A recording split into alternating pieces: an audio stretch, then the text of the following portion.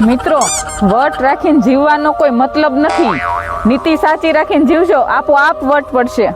મિલન, હા કિંમત જોયા વગર વસ્તુની ખરીદી કરવી હોય ને તો ઘડિયાળમાં જોયા વગર કામ કરવું પડે.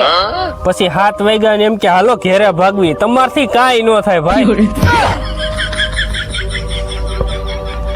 હે મિલન, તમને પ્રશ્ન હા, પૂછું? પૂછ. આ રાજકારણી વાળા હોય એ બંદૂક વાળો માણા કેમ આરે રાખતા હશે? એના 2 કારણ છે.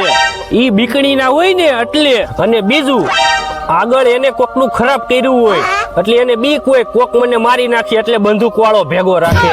નકર એને બંદૂક વાળો ક્યાં ભેગો રાખવાની જરૂર છે? માણસના કામ કરવાના છે. અમે ક્યાંય કઈ બંદૂક વાળો નથી ભેગો રાખતા. ક્યાંય હાલી નીકળ્યા સવોથી.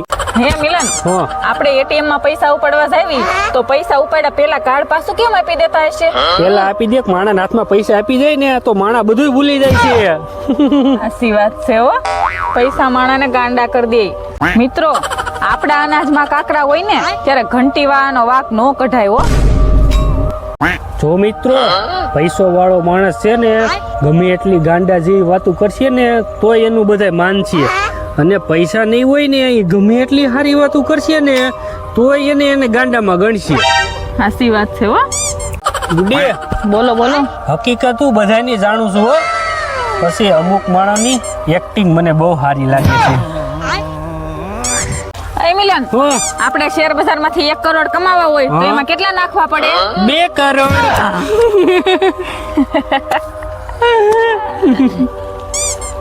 અય મિલન, કેમ મૂંઝાઈ ગયેલા લાગો? એ પેલા સીટી સ્કેન કરાવ્યું, પછી અલ્ટ્રાસાઉન્ડ કરાવ્યું, બાકી હતું ને તો સોનોગ્રાફી હોકતેન કરાવી, પણ કે બીમારી હાથમાં નથી આવતી. તો એક કામ કરો ને, હા, પોસ્ટમોર્ટમ કરાવી જો અને બીમારી હાથમાં આવી જતી હોય તો. એવું નથી. ભાઈઓને કોણ હમણાં જીવતા મારી નાખ્યો.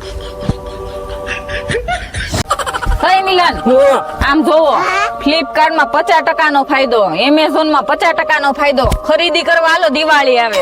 હવે તું તારો આ ફોન મેક ને તો મને ઘેરે બેઠા 100% ફાયદો છે.